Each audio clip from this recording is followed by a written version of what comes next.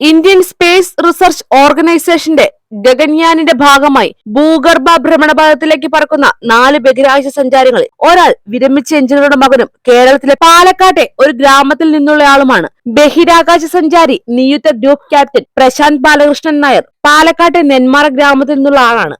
കൂടാതെ എൻജിഒയുടെ പൂർവ്വ വിദ്യാർത്ഥിയും air force academy code of honour ലഭിച്ചയാളുമാണ്. പല്ലാവൂർ ചിന്മയ വിദ്യാലയത്തിൽ എല്ലാ വർഷവും 10ാം ക്ലാസ്സിലെയും +2വിലെയും ടോപ്പർമാരുടെ പേരുകൾ ഉൾക്കൊള്ളുന്ന മികവിന്റെ ഒരു പട്ടികയുണ്ട്.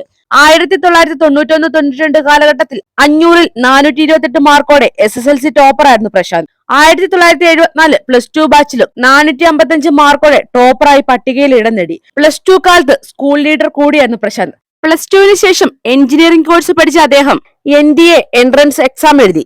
സ്കൂളിലെ ഇന്നത്തെ ഇൻസ്ട്രുമെന്റേഷൻ ആൻഡ് കൺട്രോൾ എഞ്ചിനീയറിംഗും എഴുതി സർവീസിൽ പ്രവേശിച്ച് രാജ്യത്തെ സേവിക്കൂ എന്നതായിരുന്നു അദ്ദേഹത്തിന്റെ ആഗ്രഹം.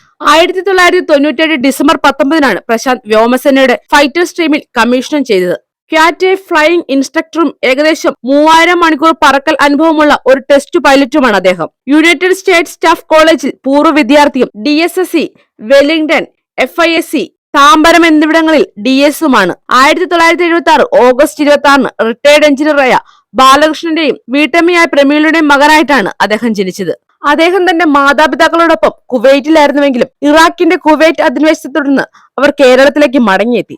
9ാം ക്ലാസ്സിൽ ചിന്മയ സ്കൂളിൽ ചേർന്നു. പ്രശാന്ത് ബാലകൃഷ്ണൻ ഒരു മികച്ച ബാസ്കറ്റ്ബോൾ കളിക്കാരൻ കൂടിയായിരുന്നു. പ്രധാനമന്ത്രി നരേന്ദ്രമോദി 4 ബഹിരാകാശ സഞ്ചാരികളുടെ പേരുകൾ പ്രഖ്യാപിച്ച് മണിക്കൂറുകൾക്ക് ശേഷം മലയാള സിനിമാ താരം ലെന താൻ ഗ്രൂപ്പ് ക്യാപ്റ്റൻ പ്രശാന്തിന്റെ വിവാഹം കഴിച്ചതായി ഇൻസ്റ്റഗ്രാമിൽ പോസ്റ്റ് ചെയ്തു. ഇത് നമ്മുടെ രാജ്യത്തിനും നമ്മുടെ കേരളത്തിനും വ്യക്തിപരമായി എനിക്കും അഭിമാനത്തിന്റെ ചരിത്ര നിമിഷമാണ്.